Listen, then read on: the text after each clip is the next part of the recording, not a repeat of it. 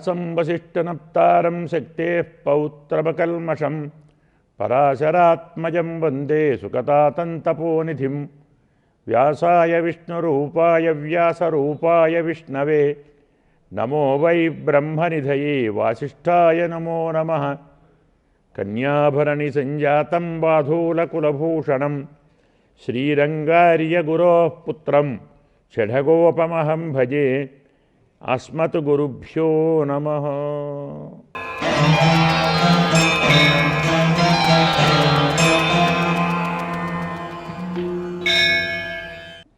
మనం చేసే పని కాదు, పని చేస్తున్నప్పుడు భావన ప్రధానము అని మనకు ఎక్కడ చెప్పారు? చెప్పిన గ్రంథం విష్ణుతత్వం. శ్రీ విష్ణుతత్వం అనేటువంటి గ్రంథంలో భావభేద ఏవ ధర్మాధర్మ నిదానం. భావభేదమే ధర్మాధర్మములకు మూల కారణము, అంతే తప్ప క్రియా విశేషం కాదు. భావశుద్ధి మనుష్యాణం, మానవులకు భావశుద్ధి మాత్రమే సకల క్రియలయందు సకల వస్తువులయందు ప్రమాణము, తప్ప చేస్తున్న పని కాదు. దృష్టాంతం ఏమిటి? అన్యథా లింగ్యతే కాంత స్నేహేన దుహిత అన్యథా. దృష్టాంతం చెప్తున్నాడు. భార్యను, నీ ప్రియురాలిని నీవు ఒక భావంతో కౌగులించుకుంటావు, కన్న కూతురును కౌగులించుకుంటావు కదా. తేడా ఎక్కడుంది? కన్న కూతురిని కౌగులించుకోవడంలో స్నేహం ఉంది, ప్రీతి ఉంది, వాత్సల్యం ఉంది. అవునా? భార్యను కౌగులించుకోవడంలో భావం మారిందా లేదా? పని ఒకటే, ఇద్దరిని ఆలింగనం చేసుకుంటున్నాం, కానీ భార్య ఆలింగనంలో భావం వేరు, దుహితృ ఆలింగనంలో భావం వేరు కదా. కాబట్టి పని కాదు ప్రధానము, భావం ప్రధానం. ఏ భావంతో పని చేస్తున్నావో అది ప్రధానం తప్ప చేసే పని ప్రధానం కాదు. అందుకే మనకు భారతం చెబుతుంది, తపో న కల్కః అధ్యయనం న కల్కః. తపస్సు తప్పు కాదు, అధ్యయనం తప్పు కాదు, వేద విధి తప్పు కాదు, బలవంతంగా ధనం హరించడం కూడా పాపం కాదు. కానీ ఇవే భావోపహతాని. భావం లేకుండా చేస్తే, అన్యభావంతో చేస్తే, ఇతర భావాలతో చేస్తే అవి తప్పు. ఎందుకంటే పనే ప్రధానమైతే గంగలు మిగిలిన వానికి ముక్తి వస్తుంది కదా. వస్తుందే చెప్తున్నాడు స్వామి. గంగాది తీర్థేషు వసంతి మత్స్యాః. చేపలు గంగా నదిలో ఉండవా? అన్నిటికీ మోక్షం వచ్చేస్తుందే? వస్తుందే. గంగా, యమున, సరస్వతి, కృష్ణవేణి నదుల్లో చేపలు ఉంటాయి కదే, వాడికి మోక్షం వచ్చేసిందే. మనం స్నానం చేయని మోక్షం ఎందుకు వస్తుంది మరి? కాబట్టి గంగాది తీర్థేషు వసంతి మత్స్యాః.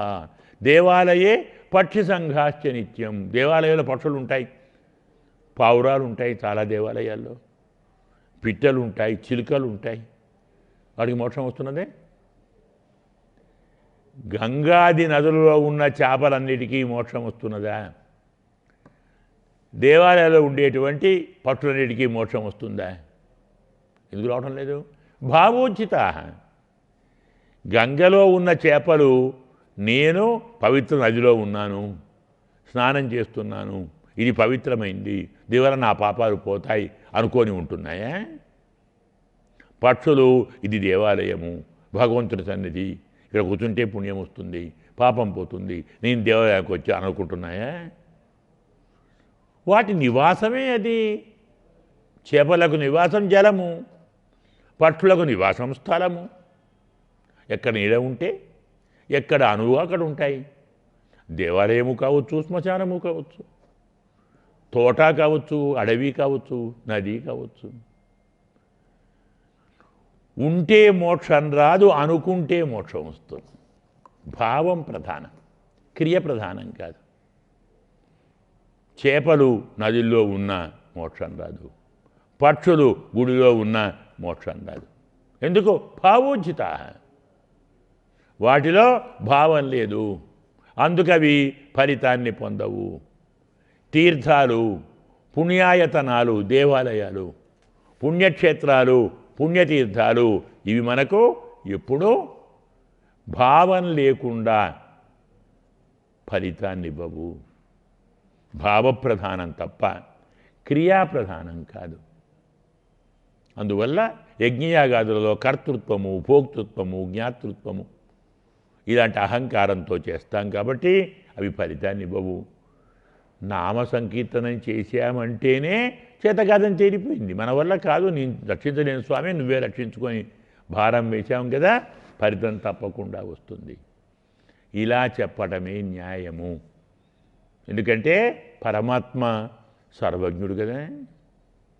మనం ఏమనుకుంటున్నామో తెలియదా? మనం ఆయన పుష్పం వేస్తూ మనం ఏమనుకుంటున్నామో తెలియదా? నేను పూజిస్తున్నానని వేస్తున్నావా, స్వామి నువ్వు పూజ చేయించుకుంటున్నావు అని వేస్తున్నావా? అతను సర్వజ్ఞుడు, అన్నీ తెలిసినవాడు.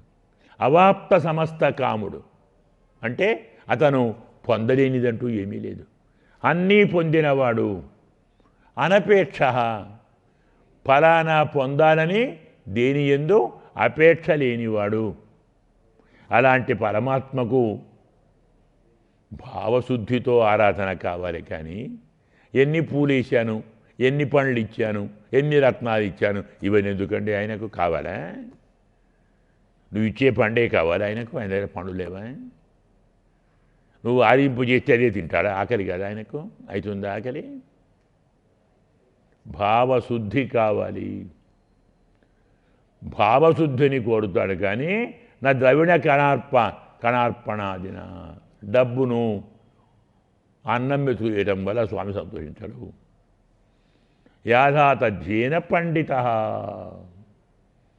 పండితుడు వాస్తవంతో ఆరాధన పొందుతాడు, సంతోషిస్తాడని ఉంది. కాబట్టి దేశము కాలము అంటే ఎలాంటి దేశమైనా, ఎలాంటి కాలమైనా, ఎలాంటి సహకారాలు లేకున్నా భావశుద్ధితో చేస్తే పరమాత్మ సంతోషిస్తాడు. భావం ప్రధానం తప్ప ఏం చేస్తున్నావు, ఎలా చేస్తున్నావు, ఎంత చేస్తున్నావు అని కాదు. ధ్యాయన్ కృతే యజన్ యజ్ఞే చెప్పాడు స్వామి. కృతయుగంలో ధ్యానం చేస్తూ, అలాగే త్రేతాయుగంలో యజ్ఞాలు చేస్తూ, ద్వాపర యుగంలో అర్చన చేస్తూ పొందే ఫలితాన్ని కలవు సంకీర్త్య కేశవం. కలియుగంలో పరమాత్మ నామ సంకీర్తనం చేస్తే పొందుతాడు. కృతయుగంలో ధ్యానం చేస్తే పొందే ఫలితాన్ని, త్రేతాయుగంలో యజ్ఞం చేస్తే పొందే ఫలితాన్ని, ద్వాపర యుగంలో అర్చన చేస్తే పొందే ఫలితాన్ని కలియుగంలో సంకీర్తన చేస్తే పొందుతారు. అంటే ధ్యానము, యజ్ఞము, అర్చన కంటే గొప్పది సంకీర్తనం. వినిందాం ప్రథమే పాదే కరిష్యంతి హరేర్నరాహ. ఎందుకంటే కలియుగం అనేది ఎలాంటిది చెప్తున్నారు స్వామి. కలియుగం మొదటి పాదంలో చాలామంది జనులు పరమాత్మను నిందిస్తారు. భగవన్ నింద ప్రారంభమవుతుంది. కలియుగ మొదటి పాదంలో నింద ప్రారంభమవుతుంది. కలియుగం యొక్క చివరిలో యుగాంతములో ఏ ఒక్కడు పరమాత్మ నామాన్ని తీసుకోడు, భగవంతుని నామాన్ని కీర్తించడు. అందుకే ధన్యాస్తే పురుషవ్యాఘ్ర భవాంబోధౌ అమాయిర, వాళ్లే ధన్యులు. పరమాత్మ మాయను కమ్మి ఉండకుండా యత్నంతో ఎవరు పరమాత్మ నామాన్ని తీసుకుంటారో, కలియుగంలో ఎవరు భగవంతుడి నామాన్ని సంకీర్తన చేస్తారో వారు పరమధన్యులు. ఎందుకంటే కాలం గడుస్తున్న కొద్దీ నామ సంగేహేటువంటి అవకాశం లభించదు. భగవన్నామ సంకీర్తన పోతుంది. మొదటి పాదం చివరలోనే పరమాత్మను నిందిస్తుంటారు. కలియుగం చివరి పాదంలో ఒక్కడూ భగవంతుడి నామాన్ని కీర్తించేవాడు ఉండడు. అందువల్ల మంచి భావంతో భగవంతుణ్ణి స్మరించండి. మంచి ధర్మాన్ని ఆచరించేటువంటి రాజు, ప్రేమతో ఉన్నటువంటి తల్లిదండ్రులు, తమ పుత్రులు తమ ప్రజలు కష్టంలో ఉన్నప్పుడు వారి కష్టాన్ని తొలగించటానికి వారు తప్పు చేసినా క్షమించి తప్పును సవరించి వారిని మంచి దారిలో పెడతారు కదా. తల్లిదండ్రులు తమ పిల్లలు తప్పు చేస్తే మంచి దారిలో పెడతారు. పరమాత్మ మనం కష్టపడుతుంటే కష్టాలను తీరుస్తాడు. కాబట్టి ఏం కావాలి? అందుకే దైవ పిత్ర్య ప్రాయశ్చిత్తాదిషు దేశకాల ఓపాధ్యాది వశేన అతినిమ్నోతాన ప్రయోగాణం తుల్యకక్ష్యత్వేన విధి. దైవ విధి, పితృవిధి, ప్రాయశ్చిత్తాదులు, ఇతర ధర్మాలలో దేశము కాలము ఇవన్నీ కావాలి. ఫలానా చోట పూజించాలి, ఫలానా చోట పితృతర్పణం చేయాలి, ఫలానా చోట ప్రాయశ్చిత్తం చేయాలి, అది ఇలా చేయాలి, ఈ విధానంగా చేయాలి, ఇక్కడ చేయకూడదు, ఇక్కడ చేయవచ్చు, ఇలాంటివి ఉన్నాయి, ఇలాంటి ఆంక్షలు ఉన్నాయి. అలా పెద్దలు అనుష్ఠానం చేస్తున్నారు. కాబట్టి సర్వస్వ సాధ్య ప్రయోగ విస్తారస్య స్థానే ఇంత పనిని ఇన్ని నియమాలతో ఇన్ని ధర్మాలతో ఇందరూ ఆచరించలేరు. కాబట్టి మరేం చేయాలి? ఆపత్కాలంలో శ్రాద్ధం చేయలేకపోతే దానికి ప్రత్యామ్నాయంగా ఆపద వచ్చేసింది, శ్రాద్ధం చేయలేం, నిజంగా ఇబ్బంది ఉంది, అలాగే కొన్ని ధర్మాలు ఆచరించలేం. అప్పుడు ఏం చేయాలి అంటే తత్తత్ కర్మ దౌష్కర్యే తత్తను మంత్రజప. ఆపత్కాలంలో శ్రాద్ధం చేయలేని వారు శ్రాద్ధ మంత్రాలను జపిస్తే ప్రాయశ్చిత్తమైనట్టే. అధర్మం అనేటువంటిది నశిస్తుంది అని వాటికి ఒక్కొక్క రకమైనటువంటి ధర్మాలను చెప్పారు. అందువలన ఆపత్కాలంలో చేయలేని పనికి ప్రాయశ్చిత్తం చెప్పారు. అది కూడా మంత్రజపమే. అలాగే పరమాత్మ నామ సంకీర్తనం అనేది అన్నిటికీ పనికొస్తుంది. ఈ రీతిలో ప్రియతమ విషయతయా సుఖక్రియత్వాత్. మళ్ళీ చెప్తున్నాడు, పరమాత్మ నామ సంకీర్తనం ఎంత గొప్పదయా అంటే మనకైనా నచ్చినవాడు. పరమాత్మ మనకు అత్యంత ప్రియతముడు. మనకేది నచ్చిందో అది ఆనందంగా చేస్తాం కదా, సంతోషం చేస్తాం. అందుకే పరమాత్మ ప్రియతముడు కాబట్టి అలాంటి పరమాత్మ చేసేటువంటి నామ సంకీర్తనము సుఖక్రియత్వాత్, సంతోషంగా చేయబడేది. అందులో ఖర్చు లేదు, అలాగే ఆయాసం కూడా లేదు. ఆయాస స్మరణే కోత్ర స్మృతో యచ్చతి శోభనం అంటాడు ప్రహ్లాదుడు భాగవతంలో. భగవంతుణ్ణి స్మరించటంలో ఆయాసం ఏముందండి? పరమాత్మను స్మరిస్తే శుభాన్ని కలిగిస్తాడు అన్నట్టుగా నామ సంకీర్తనంలో వ్యయం లేదు, ఆయాసం లేదు, చేయటం కూడా సుకరము. ఎదురుగా ఉండాలి, చాటుగా ఉండాలి అనే ప్రశ్న లేదు. పరమాత్మను ఆయన ఎక్కడున్నా నామ సంకీర్తనతో స్వామి సంతోషిస్తాడు, ఆకర్షించబడతాడు పరమాత్మ. ఇది చాలా సులభమైంది.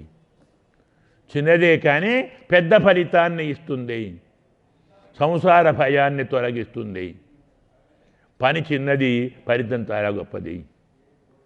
ఈ పనికి ప్రత్యవాయం లేదు, పొరపాటు చేసినా పాపం లేదు. ఫలానా వార నియమం లేకుండా అందరూ చేయవచ్చు, అన్ని చోట చేయవచ్చు, అన్ని దేశాలలో, అన్ని కాలాలలో, అన్ని అవస్థలలో చేయవచ్చు. ఫలానా చోట చేయకూడదు అనేటువంటి నిషేధం లేదు. దీనికి ఒక వంక లేదు, ఒక మిష లేదు, ఆసక్తి లేదు. విషయ ప్రభావాన్ని బట్టి విఘ్నము లేదు. ఇన్ని కారణాల వల్ల పరమాత్మ యొక్క సంతోషానికి పరమాత్మ నామ సంకీర్తనమే ధర్మము. ఇది అత్యంత ప్రధానము. ఈ ధర్మమే భీష్మునికి ఇష్టము, ఇదే ఇతరులందరికీ ఇష్టము అని వివరించారు.